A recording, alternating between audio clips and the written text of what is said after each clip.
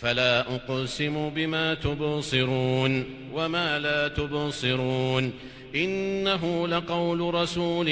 كريم وما هو بقول شاعر قليلا ما تؤمنون ولا بقول كاهن قليلا ما تذكرون تنزيل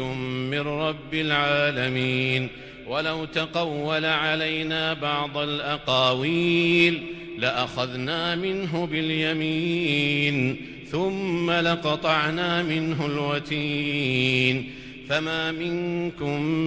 من أحد عنه حاجزين وإنه لتذكرة للمتقين وإنا لنعلم أن منكم مكذبين وإنه لحسرة على الكافرين وإنه لحق اليقين فسبح باسم ربك العظيم.